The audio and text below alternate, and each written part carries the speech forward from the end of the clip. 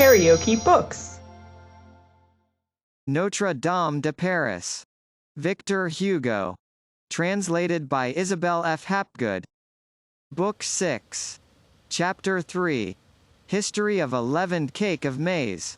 At the epoch of this history, the cell in the Tour Roland was occupied.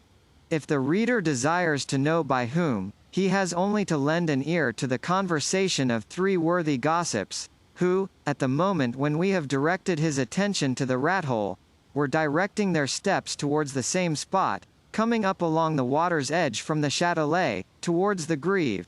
Two of these women were dressed like good bourgeoises of Paris. Their fine white ruffs, their petticoats of linsey-woolsey, striped red and blue, their white knitted stockings, with clocks embroidered in colors, well drawn upon their legs, the square-toed shoes of tawny leather with black soles, and, above all, their headgear, that sort of tinsel horn, loaded down with ribbons and laces, which the women of Champagne still wear, in company with the grenadier of the Imperial Guard of Russia, announced that they belonged to that class of wealthy merchants' wives which holds the middle ground between what the lackeys call a woman and what they term a lady. They wore neither rings nor gold crosses, and it was easy to see that, in their case, this did not proceed from poverty, but simply from fear of being fined. Their companion was attired in very much the same manner, but there was that indescribable something about her dress and bearing which suggested the wife of a provincial notary. One could see, by the way in which her girdle rose above her hips, that she had not been long in Paris. Add to this a plaited tucker, knots of ribbon on her shoes, and that the stripes of her petticoat ran horizontally instead of vertically, and 1,000 other enormities which shocked good taste. The two first walked with that step peculiar to Parisian ladies, showing Paris to women from the country. The provincial held by the hand a big boy, who held in his a large, flat cake. We regret to be obliged to add, that, owing to the rigor of the season, he was using his tongue as a handkerchief.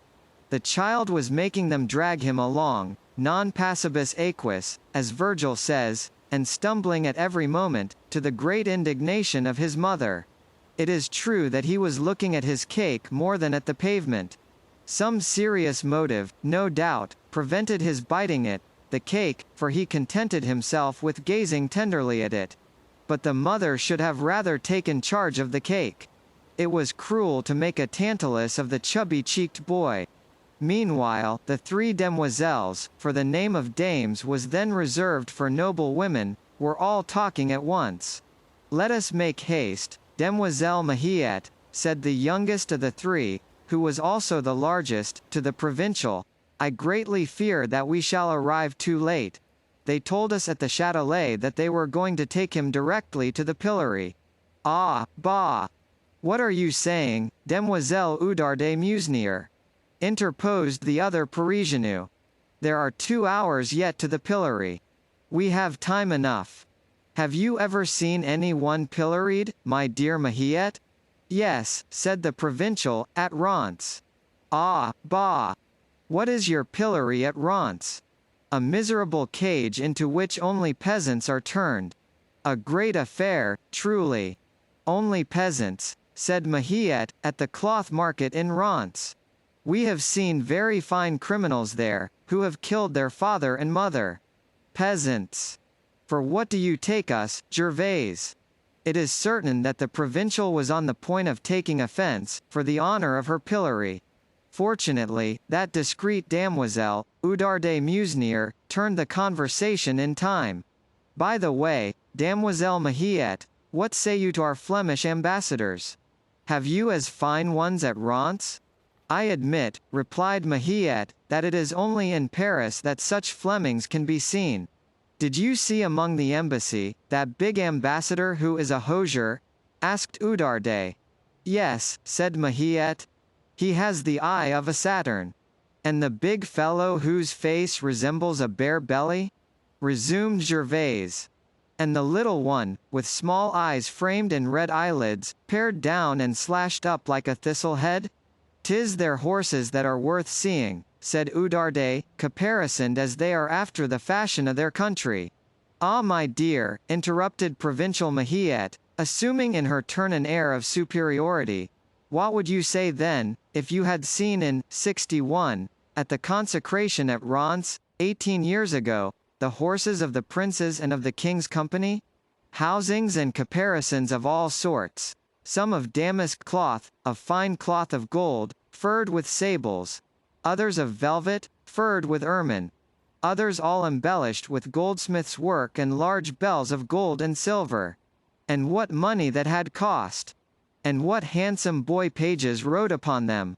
That, replied Oudarde dryly, does not prevent the Flemings having very fine horses, and having had a superb supper yesterday with Monsieur, the provost of the merchants, at the Hôtel de Ville, where they were served with comfits and hippocras, and spices, and other singularities. What are you saying, neighbor? Exclaimed Gervais. It was with Monsieur the Cardinal, at the Petit Bourbon that they supped. Not at all. At the Hôtel de Ville. Yes, indeed. At the Petit Bourbon. It was at the Haut Carrot Telephone de Ville, retorted Oudarde sharply, and Dr. Scurable addressed them a harangue in Latin, which pleased them greatly. My husband, who is sworn bookseller, told me so. It was at the Petit Bourbon, replied Gervais, with no less spirit, and this is what Monsieur the Cardinal's procurator presented to them. 12 double quarts of hippocras, white, claret, and red. 24 boxes of double lion's marchpane, gilded. As many torches, worth 2 livres apiece. And 6 demi-cues of bone wine, white and claret, the best that could be found.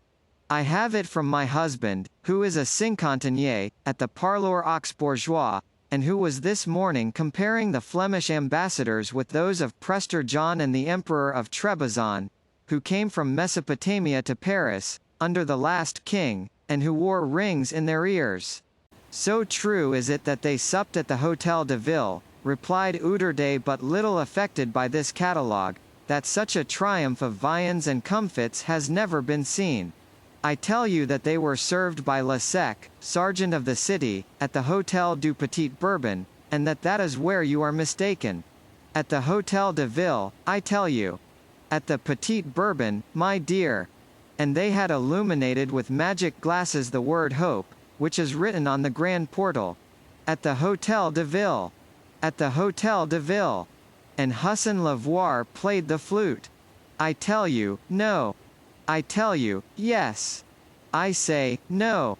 Plump and worthy Oudarde was preparing to retort, and the quarrel might, perhaps, have proceeded to a pulling of caps, had not Mahiette suddenly exclaimed, Look at those people assembled yonder at the end of the bridge. There is something in their midst that they are looking at.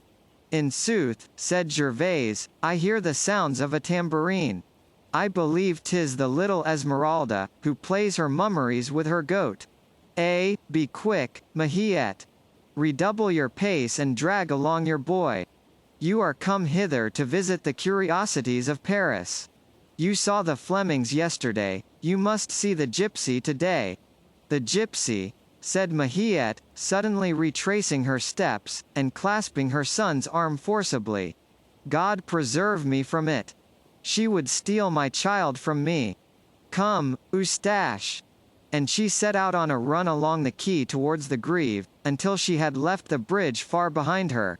In the meanwhile, the child whom she was dragging after her fell upon his knees, she halted breathless. Oudarde and Gervais rejoined her. That gypsy steal your child from you, said Gervais. That's a singular freak of yours. Mahiette shook her head with a pensive air. The singular point is, observed Oudarde, that La Sachette has the same idea about the Egyptian woman. What is La Sachette? Asked Mahiette. Hey, said Oudarde, Sister Gudule. And who is Sister Gudule? Persisted Mahiette. You are certainly ignorant of all but your Rance, not to know that, replied Oudarde. 'Tis the recluse of the rat hole. What? Demanded Mahiette, that poor woman to whom we are carrying this cake. Oudarde nodded affirmatively. Precisely. You will see her presently at her window on the Grève. She has the same opinion as yourself of these vagabonds of Egypt, who play the tambourine and tell fortunes to the public. No one knows whence comes her horror of the gypsies and Egyptians. But you, Mahiette, why do you run so at the mere sight of them? Oh, said Mahiette, seizing her child's round head in both hands, I don't want that to happen to me which happened to Paquette la Chantefleurie. Oh.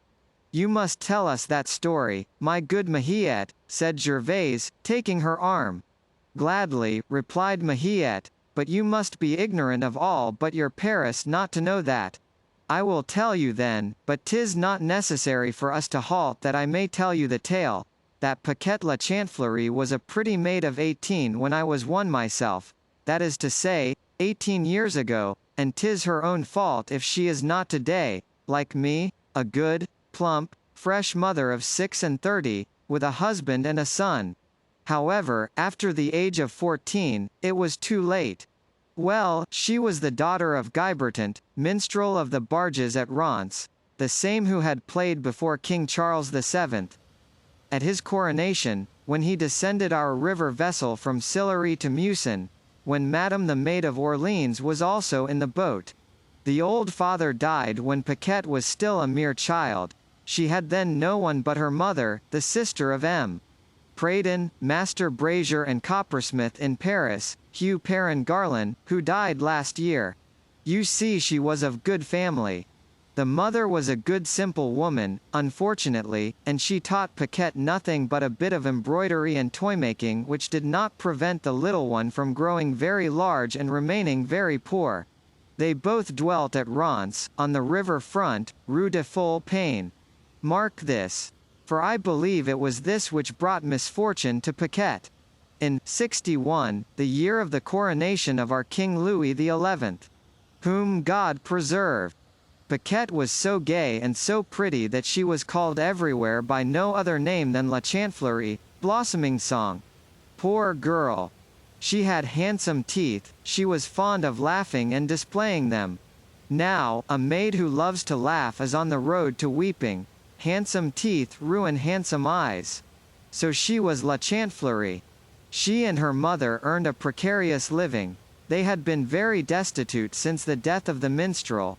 Their embroidery did not bring them in more than 6 farthings a week, which does not amount to quite 2 eagle-liards. Where aver the days when Father Guibertant had earned 12 sous Parisian, in a single coronation, with a song. One winter, it was in that same year of 61, when the 2 women had neither fagots nor firewood, it was very cold, which gave La Chantefleurie such a fine color that the men called her Paquette, and many called her Paquerette, and she was ruined. Eustache, just let me see you bite that cake if you dare. We immediately perceived that she was ruined, one Sunday when she came to church with a gold cross about her neck. At 14 years of age. Do you see?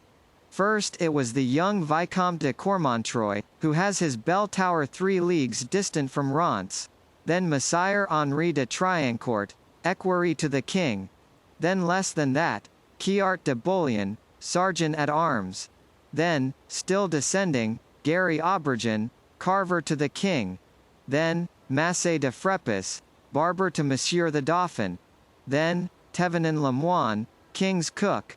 Then, the men growing continually younger and less noble, she fell to Guillaume Racine, minstrel of the hurdy-gurdy, and to Thierry de Mur, lamplighter. Then, poor Chantefleurie, she belonged to every one. She had reached the last sou of her gold piece. What shall I say to you, my damoiselles? At the coronation, in the same year, 61, 'twas she who made the bed of the king of the debauchees. In the same year, Mahiette sighed, and wiped away a tear which trickled from her eyes. This is no very extraordinary history, said Gervais, and in the whole of it I see nothing of any Egyptian women or children. Patience, resumed Mahiette, you will see one child. In 66, 'twill be 16 years ago this month, at St. Paul's Day, Paquette was brought to bed of a little girl. The unhappy creature! It was a great joy to her, she had long wished for a child. Her mother, good woman, who had never known what to do except to shut her eyes, her mother was dead. Paquette had no longer anyone to love in the world or anyone to love her. La Chantefleurie had been a poor creature during the 5 years since her fall. She was alone, alone in this life, fingers were pointed at her, she was hooted at in the streets, beaten by the sergeants, jeered at by the little boys in rags. And then, 20 had arrived, and 20 is an old age for amorous women. Folly began to bring her in no more than her trade of embroidery in former days. For every wrinkle that came, a crown fled.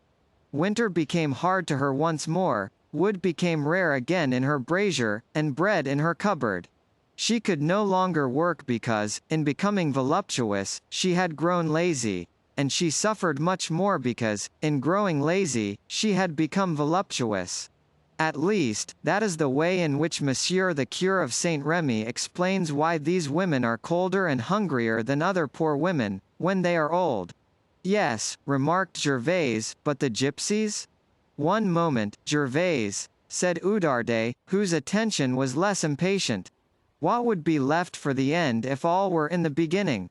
Continue, Mahiette, I entreat you. That poor Chantefleurie. Mahiette went on. So she was very sad, very miserable, and furrowed her cheeks with tears.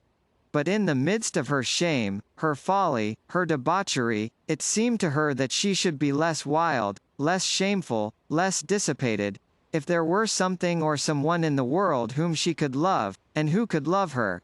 It was necessary that it should be a child, because only a child could be sufficiently innocent for that. She had recognized this fact after having tried to love a thief, the only man who wanted her, but after a short time, she perceived that the thief despised her. Those women of love require either a lover or a child to fill their hearts. Otherwise, they are very unhappy. As she could not have a lover, she turned wholly towards a desire for a child, and as she had not ceased to be pious, she made her constant prayer to the good God for it. So the good God took pity on her, and gave her a little daughter. I will not speak to you of her joy, it was a fury of tears, and caresses, and kisses. She nursed her child herself, made swaddling bands for it out of her coverlet, the only one which she had on her bed, and no longer felt either cold or hunger. She became beautiful once more, in consequence of it. An old maid makes a young mother. Gallantry claimed her once more. Men came to see La Chantefleurie, she found customers again for her merchandise, and out of all these horrors she made baby clothes, caps and bibs, bodices with shoulder straps of lace, and tiny bonnets of satin, without even thinking of buying herself another coverlet. Master Eustache, I have already told you not to eat that cake. It is certain that little Agnes, that was the child's name, a baptismal name, for it was a long time since La Chantefleurie had had any surname. It is certain that that little one was more swathed in ribbons and embroideries than a dauphiness of Dauphiny. Among other things, she had a pair of little shoes, the like of which King Louis XI certainly never had. Her mother had stitched and embroidered them herself, she had lavished on them all the delicacies of her art of embroideress, and all the embellishments of a robe for the good Virgin. They certainly were the two prettiest little pink shoes that could be seen. They were no longer than my thumb, and one had to see the child's little feet come out of them, in order to believe that they had been able to get into them. 'Tis true that those little feet were so small, so pretty, so rosy. Rosier than the satin of the shoes. When you have children, Oudarde, you will find that there is nothing prettier than those little hands and feet. I ask no better, said Oudarde with a sigh, but I am waiting until it shall suit the good pleasure of M. André Musnier. However, Paquette's child had more that was pretty about it besides its feet. I saw her when she was only 4 months old, she was a love. She had eyes larger than her mouth, and the most charming black hair, which already curled. She would have been a magnificent brunette at the age of 16. Her mother became more crazy over her every day. She kissed her, caressed her, tickled her, washed her, decked her out, devoured her. She lost her head over her, she thanked God for her. Her pretty, little rosy feet above all were an endless source of wonderment, they were a delirium of joy. She was always pressing her lips to them, and she could never recover from her amazement at their smallness. She put them into the tiny shoes, took them out, admired them, marveled at them, looked at the light through them, was curious to see them try to walk on her bed, and would gladly have passed her life on her knees, putting on and taking off the shoes from those feet, as though they had been those of an infant Jesus. "The tale is fair and good," said Gervais in a low tone, "but where do gypsies come into all that?" "Here," replied Mahiette. "One day there arrived in Reims a very queer sort of people. They were beggars and vagabonds who were roaming over the country, led by their duke and their counts. They were browned by exposure to the sun, they had closely curling hair, and silver rings in their ears. The women were still uglier than the men. They had blacker faces, which were always uncovered, a miserable frock on their bodies, an old cloth woven of cords bound upon their shoulder, and their hair hanging like the tail of a horse. The children who scrambled between their legs would have frightened as many monkeys. A band of excommunicates. All these persons came direct from Lower Egypt to Chimes through Poland. The Pope had confessed them, it was said, and had prescribed to them as penance to roam through the world for 7 years, without sleeping in a bed, and so they were called penancers, and smelt horribly. It appears that they had formerly been Saracens, which was why they believed in Jupiter, and claimed 10 livres of tournay from all archbishops, bishops, and mitred abbots with croziers. A bull from the Pope empowered them to do that. They came to Reims to tell fortunes in the name of the King of Algiers, and the Emperor of Germany. You can readily imagine that no more was needed to cause the entrance to the town to be forbidden them. Then the whole band camped with good grace outside the gate of Braine, on that hill where stands a mill, beside the cavities of the ancient chalk pits. And everybody in Reims vied with his neighbor in going to see them. They looked at your hand, and told you marvelous prophecies. They were equal to predicting to Judas that he would become pope. Nevertheless, ugly rumors were in circulation in regard to them. About children stolen, purses cut, and human flesh devoured. The wise people said to the foolish, "Don't go there," and then went themselves on the sly. It was an infatuation. The fact is, that they said things fit to astonish a cardinal. Mothers triumphed greatly over their little ones after the Egyptians had read in their hands all sorts of marvels written in pagan and in Turkish. One had an emperor, another, a pope, another, a captain. Poor Chanfleury was seized with curiosity. She wished to know about herself, and whether her pretty little Agnès would not become some day Empress of Armenia, or something else. So she carried her to the Egyptians, and the Egyptian women fell to admiring the child, and to caressing it, and to kissing it with their black mouths, and to marveling over its little hand, alas! To the great joy of the mother. They were especially enthusiastic over her pretty feet and shoes. The child was not yet a year old. She already lisped a little, laughed at her mother like a little mad thing, was plump and quite round, and possessed 1,000 charming little gestures of the angels of paradise. She was very much frightened by the Egyptians, and wept. But her mother kissed her more warmly and went away enchanted with the good fortune which the soothsayers had foretold for her Agnès. She was to be a beauty, virtuous, a queen. So she returned to her attic in the Rue Folle-Pain, very proud of bearing with her a queen. The next day she took advantage of a moment when the child was asleep on her bed, for they always slept together, gently left the door a little way open, and ran to tell a neighbor in the Rue de la Séchesserie, that the day would come when her daughter Agnès would be served at table by the King of England and the Archduke of Ethiopia, and 100 other marvels. On her return, hearing no cries on the staircase, she said to herself, "Good! The child is still asleep." She found her door wider open than she had left it, but she entered, poor mother, and ran to the bed. The child was no longer there, the place was empty. Nothing remained of the child, but one of her pretty little shoes. She flew out of the room, dashed down the stairs, and began to beat her head against the wall, crying, "My child! Who has my child? Who has taken my child?" The street was deserted, the house isolated. No one could tell her anything about it. She went about the town, searched all the streets, ran hither and thither the whole day long, wild, beside herself, terrible, snuffing at doors and windows like a wild beast which has lost its young. She was breathless, disheveled, frightful to see, and there was a fire in her eyes which dried her tears. She stopped the passers-by and cried, "My daughter! My daughter! My pretty little daughter!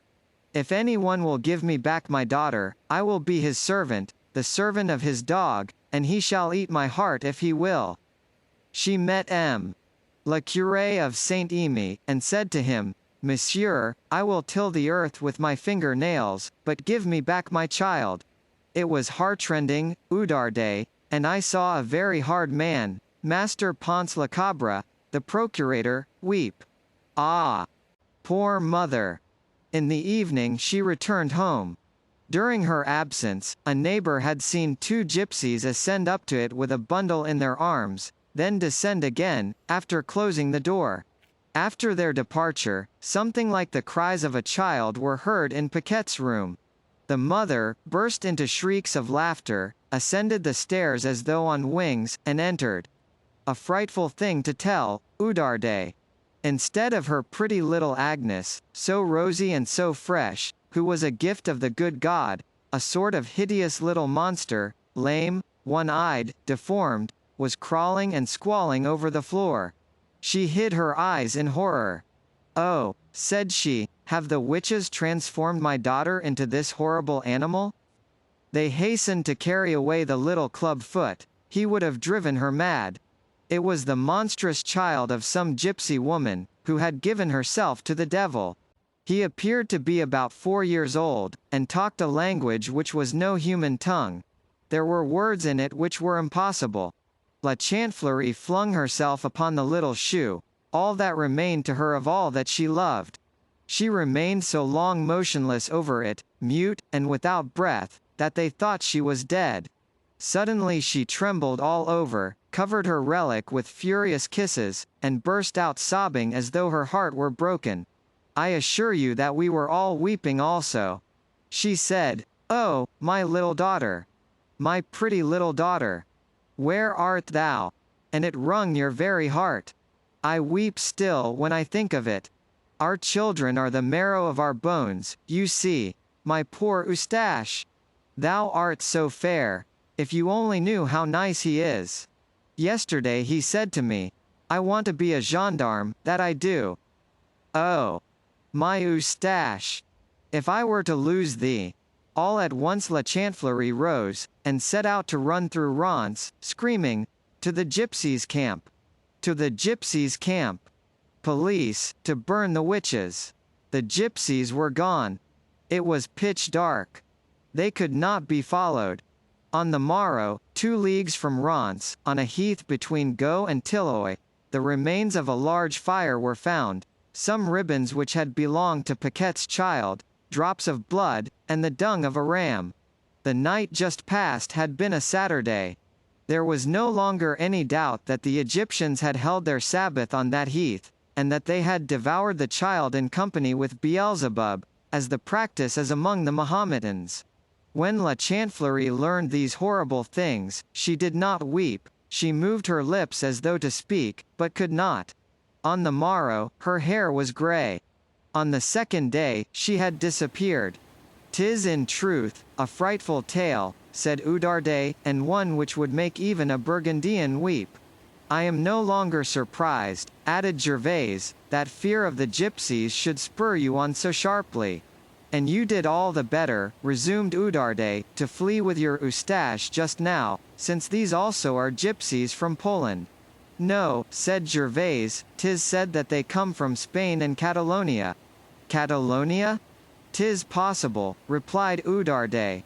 "Polone, Catalan, Valone, I always confound those 3 provinces. One thing is certain, that they are gypsies. Who certainly, added Gervais, have teeth long enough to eat little children.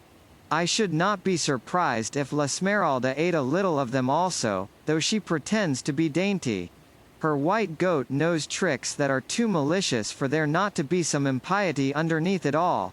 Mahiette walked on in silence.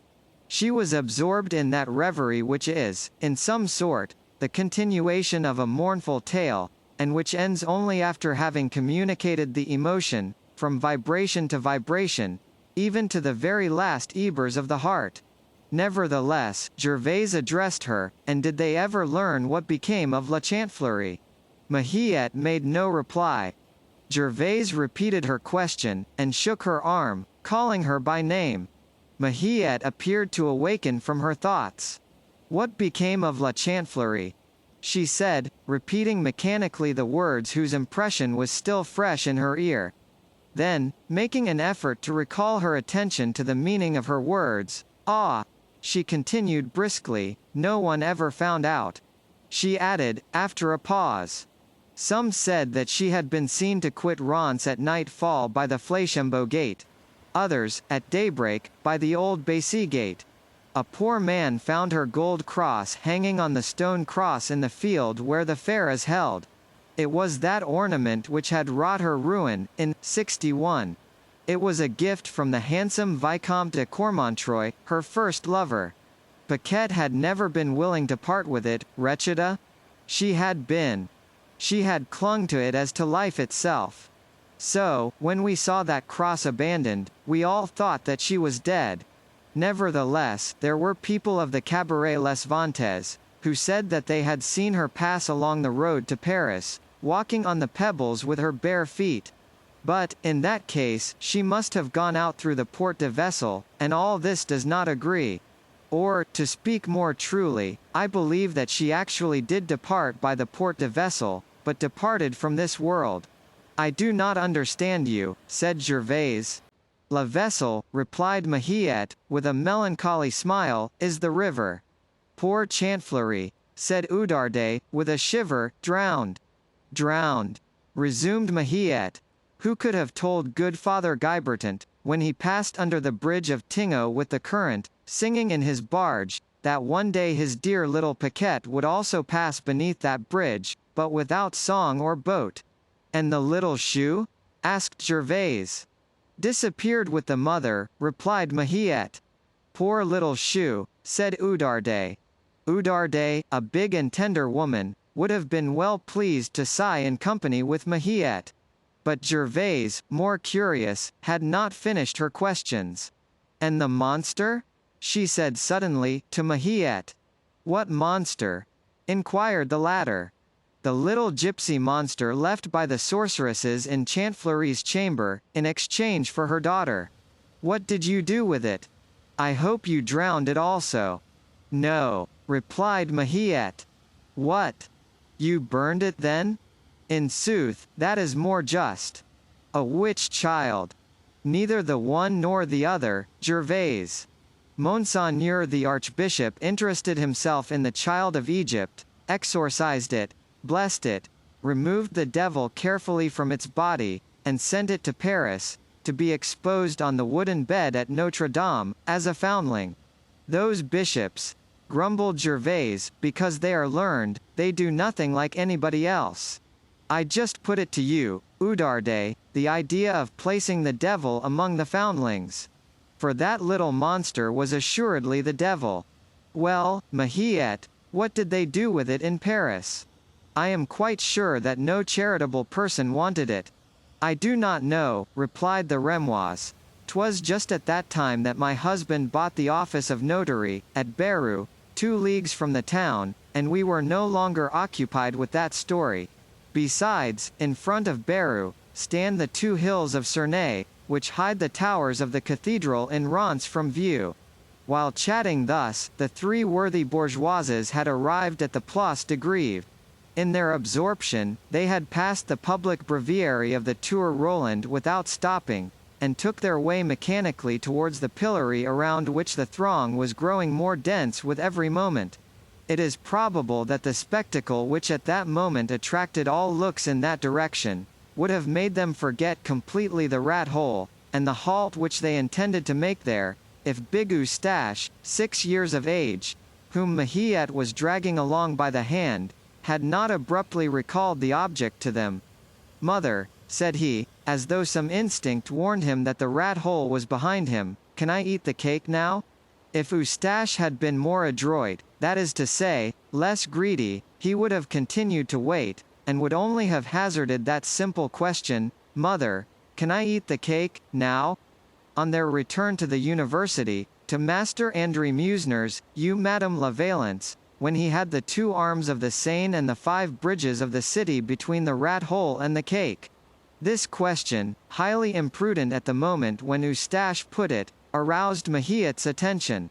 "By the way," she exclaimed, "we are forgetting the recluse. Show me the eat hole, that I may carry her cake."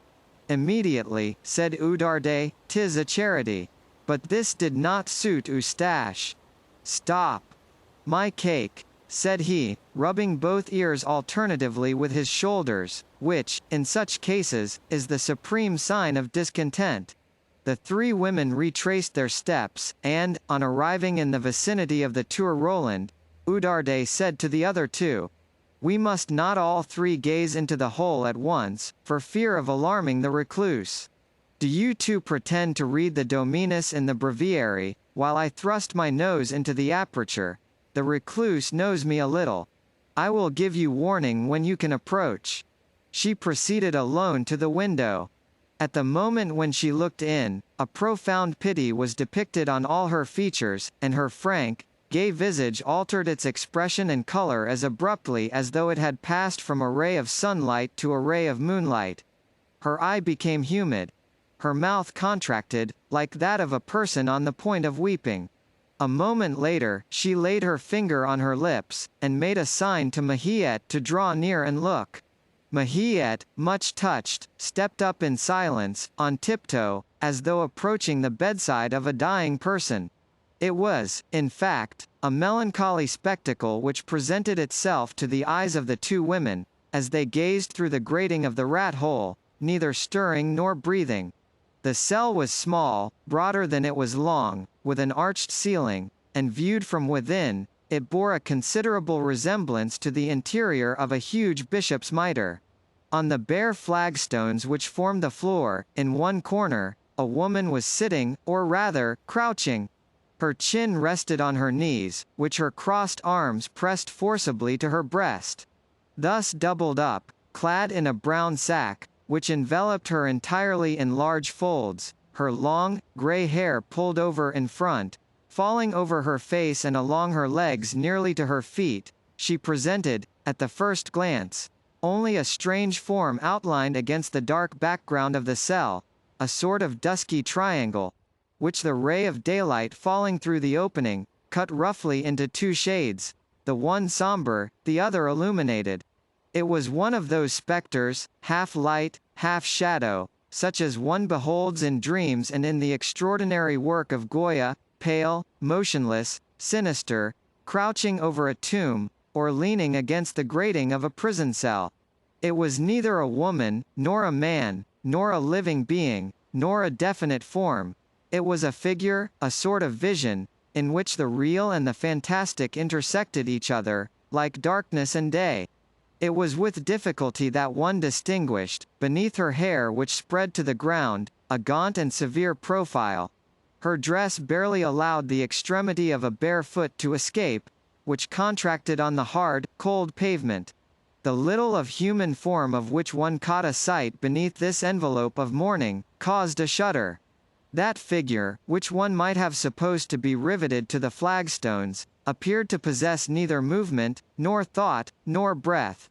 Lying, in January, in that thin, linen sack, lying on a granite floor, without fire, in the gloom of a cell whose oblique air-hole allowed only the cold breeze, but never the sun, to enter from without, she did not appear to suffer or even to think. One would have said that she had turned to stone with the cell, ice with the season. Her hands were clasped, her eyes fixed. At first sight one took her for a spectre, at the second, for a statue. Nevertheless, at intervals, her blue lips half opened to admit a breath, and trembled, but as dead and as mechanical as the leaves which the wind sweeps aside. Nevertheless, from her dull eyes there escaped a look, an ineffable look, a profound, lugubrious, imperturbable look, incessantly fixed upon a corner of the cell which could not be seen from without. A gaze which seemed to fix all the somber thoughts of that soul in distress upon some mysterious object. Such was the creature who had received, from her habitation, the name of the recluse, and, from her garment, the name of the sacked nun. The three women, for Gervais had rejoined Mahiette and Oudarde, gazed through the window. Their heads intercepted the feeble light in the cell, without the wretched being whom they thus deprived of its seeming to pay any attention to them. "Do not let us trouble her," said Oudarde, in a low voice, "she is in her ecstasy, she is praying." Meanwhile, Mahiette was gazing with ever-increasing anxiety at that wan, withered, dishevelled head, and her eyes filled with tears. "This is very singular," she murmured. She thrust her head through the bars, and succeeded in casting a glance at the corner where the gaze of the unhappy woman was immovably riveted.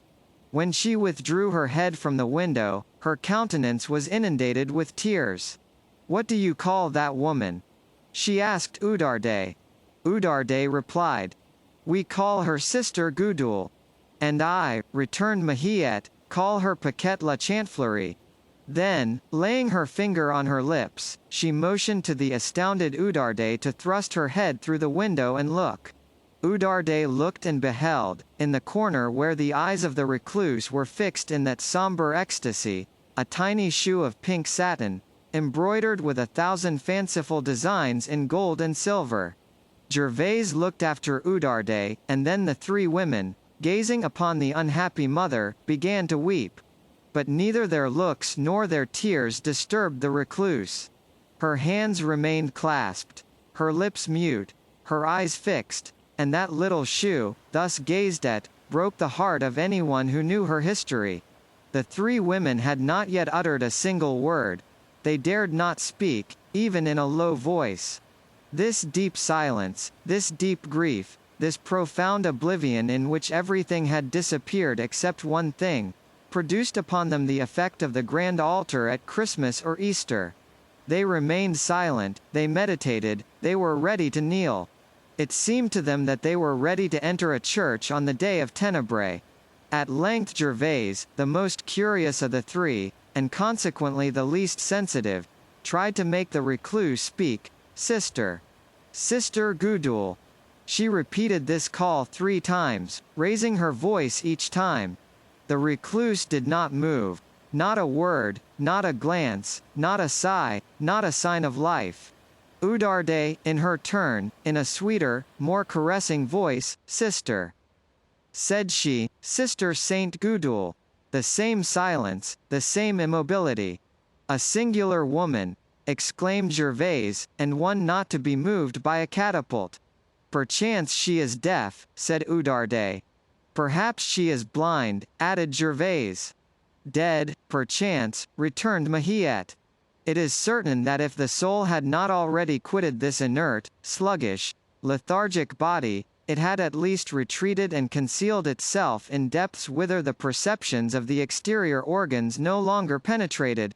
"Then we must leave the cake on the window," said Oudarde, "some scamp will take it. What shall we do to rouse her?" Eustache, who, up to that moment had been diverted by a little carriage drawn by a large dog, which had just passed, suddenly perceived that his 3 conductresses were gazing at something through the window, and, curiosity taking possession of him in his turn, he climbed upon a stone post, elevated himself on tiptoe, and applied his fat, red face to the opening, shouting, "Mother, let me see too." At the sound of this clear, fresh, ringing child's voice, the recluse trembled. She turned her head with the sharp, abrupt movement of a steel spring, her long, fleshless hands cast aside the hair from her brow, and she fixed upon the child, bitter, astonished, desperate eyes. This glance was but a lightning flash. "Oh my God!" she suddenly exclaimed, hiding her head on her knees, and it seemed as though her hoarse voice tore her chest as it passed from it. "Do not show me those of others." "Good day, madam," said the child, gravely. Nevertheless, this shock had, so to speak, awakened the recluse. A long shiver traversed her frame from head to foot. Her teeth chattered. She half raised her head and said, pressing her elbows against her hips, and clasping her feet in her hands as though to warm them, "Oh, how cold it is!" "Poor woman," said Oudarde, with great compassion, "would you like a little fire?" She shook her head in token of refusal. "Well," resumed Oudarde, presenting her with a flagon, "here is some hippocras which will warm you. Drink it." Again she shook her head, looked at Oudarde fixedly and replied, "Water." Oudarde persisted, "No, sister, that is no beverage for January. You must drink a little hippocras and eat this leavened cake of maize, which we have baked for you." She refused the cake which Mahiette offered to her, and said, "Black bread." "Come," said Gervaise, seized in her turn with an impulse of charity, and unfastening her woolen cloak, "here is a cloak which is a little warmer than yours." She refused the cloak as she had refused the flagon and the cake, and replied, "A sack." "But," resumed the good Oudarde, "you must have perceived to some extent, that yesterday was a festival." "I do perceive it," said the recluse. "'Tis 2 days now since I have had any water in my crock."